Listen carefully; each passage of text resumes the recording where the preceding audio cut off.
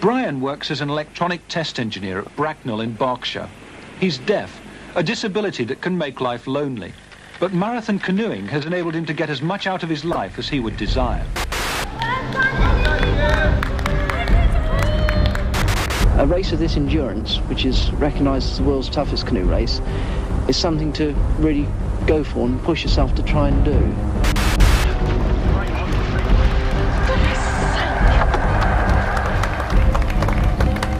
After 125 miles of non-stop effort, they are cold, wet and exhausted.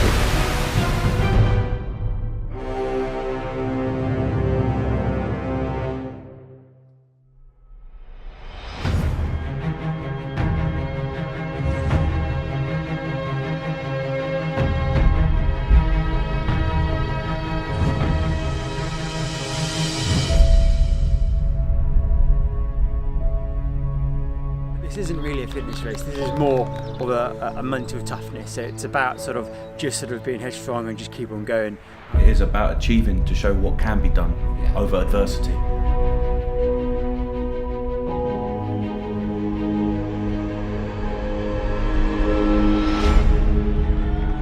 I mean, you're not getting aerobic on this, it's a sort of a steady, hard paddle.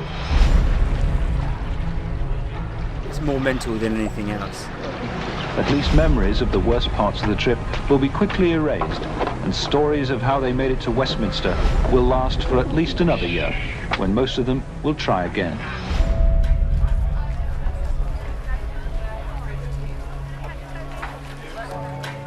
Just amazing how it stepped up in the small beginnings with 4 guys from the first Devizes scout troop, which are the second oldest in the world after Brownsea Island. And there was an aspiring leader called Ollie Brown, who sadly died in 2004. Well, Ollie was one of the members, but what's so nice about it now is the international feel you've got for it as well. People from all around the world come to do it. We are 2 paddlers from Belgium, Philippe and Lucian.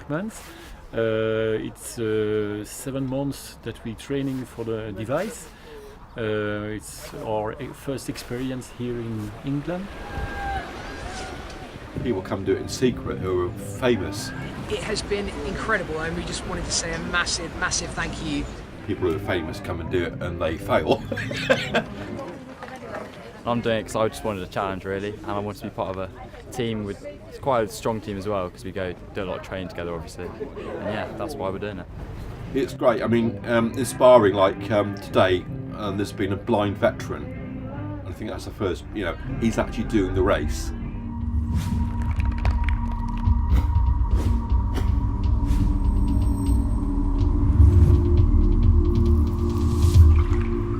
My name's Paul Jacobs, I'm a former rifleman. I was injured in Afghanistan in 2009 on Op Herrick 10, which is where I lost my sight. Because I was SAS, I was like Action Man out there, I was swinging from trees and what? For me in my head, I knew I was blind, but the realisation was that the minute I touch hand to eye, it's a fact, it's there, I've touched it, so it's real. So as soon as that had happened, which was several weeks after I'd actually been injured and woke up from the coma, etc., etc., it was a realisation. So I had to just take time, reassess, regroup in my head and say, right, what is it I need to do? What do I need to do? Who do I want to be now? Because I'm not going to be a soldier, I'm not a rifleman, but I'll always be a chosen man. So, I come up with a motto, which is, you don't need sight to have vision. And by doing so, I sat there and I thought, well, I could lay in bed here and scream and moan for the rest of my life that life isn't fair, my career's gone, or I could turn that around and do something that I really want to do. So with that, I engaged in what I thought I could do, and that was marathons. I still want to be that elite soldier, I still want to be Paul Jacobs who can fight, conquer.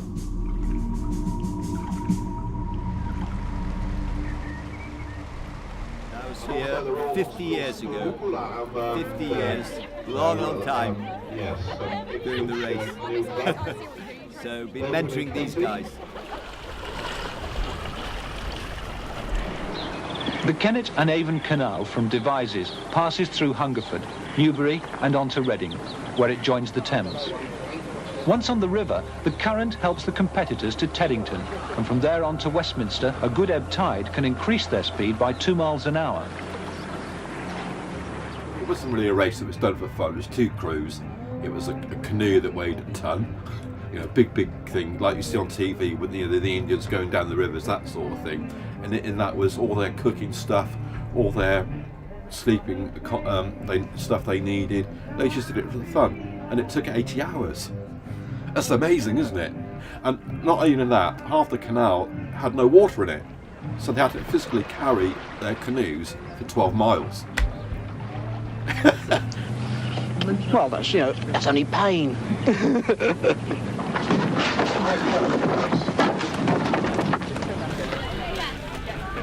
It was inspiring for a lot of the kids as well, because there's a lot of, the college and school teams were involved from all over the country. I mean, Devizes has now got a canoe club.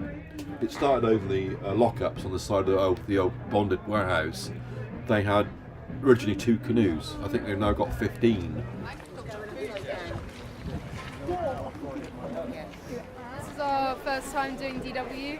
I'm a bit scared for it, but yeah.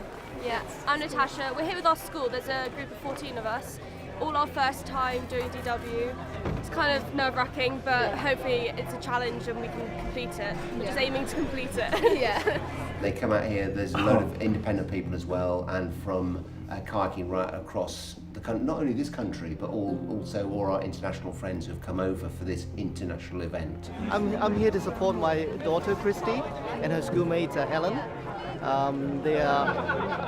Christy is from Hong Kong and Ellen is from Beijing. I will say, inspiring as well is the amount of money that's raised for charities at this event. And people determined to do it, like cancer, like for Devizes Crewing Club, there's a lady doing the race and she lost a friend last year to cancer. So she's racing it to raise money for awareness for a cancer centre up at a local hospital in Swindon. So our mum's doing this and she's doing it solo, and she's supporting Brighter Futures, which is a cancer research programme which they're setting up, raising money for in Swindon. It is actually inspiring when you see that sometimes, how much money is being raised for, various charities. It looks effortless, but the high speeds they achieve result from a training schedule of 120 miles canoeing each week. I'm just one player in a big team, so I can't do this on my own because of the situation I'm in, being blind. So I need Mike to steer the boat and help me paddle. I need my crew around me on the land to assist me to get from portage to portage. It's all about teamwork, which comes from obviously military. I've got to do this 125 miles without sight, so I'm constantly fighting against my own wits, my own mind. So that's what makes it more difficult than a sighted person.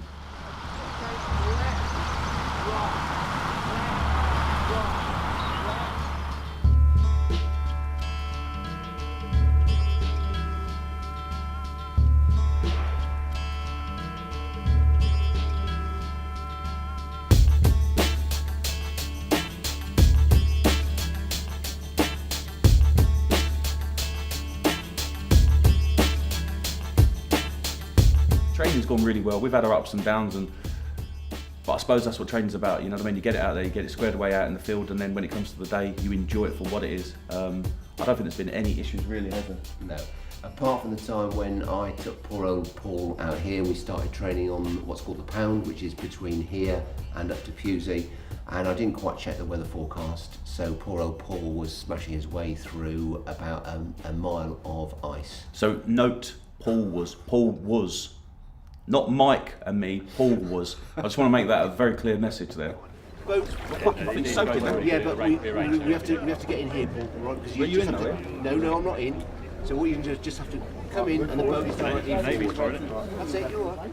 I'm 18 stone and 6'2", and Mike is 4 foot nothing and weighs probably 9 stone soaking wet. So when I get in the back of the kayak, it's like a blinking, it's like a speedboat, you know what I mean? So, but apart from the weight scenario, people have got to be aware on the track and all that. So if I do knock anybody over and they do see this video, I do apologise if I stand on your child. I do apologise. I usually eat them. So we're very, very mindful of that. You can never tell with this race. Things go wrong. It all depends. I've been here when it's been snowing and they've had to break the ice with a heavier canoe to start the race. and I've been here when it's been, you know, glorious sunshine, thunderstorms, but people still get involved with it. Obviously the weather the weather threw us off a bit, but no, it's been short and sweet. It is very cold this year, but it's worth it. I mean, that's how the whole event is inspired now, and it's got so big. I mean, the amount of events you go to, I find with doing this sort of thing, it's sometimes you go to events and it rains, and everyone blames the organisers. You know, they couldn't organise.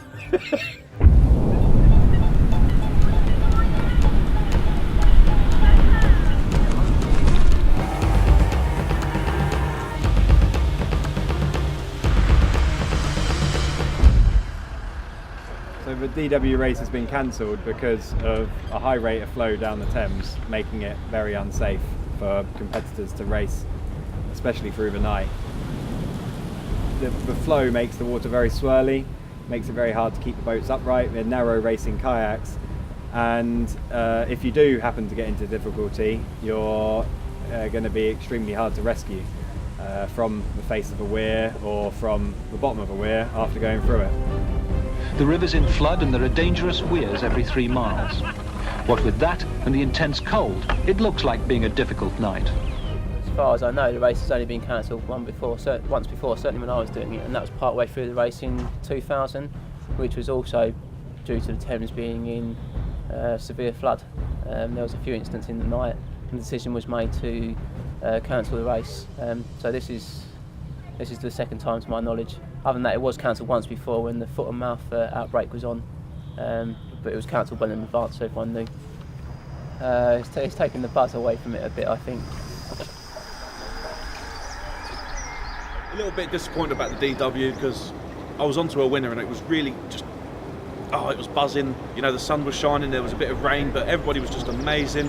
So after the DW, I left on a high. You know, you've got to take the positivity out of the negativity.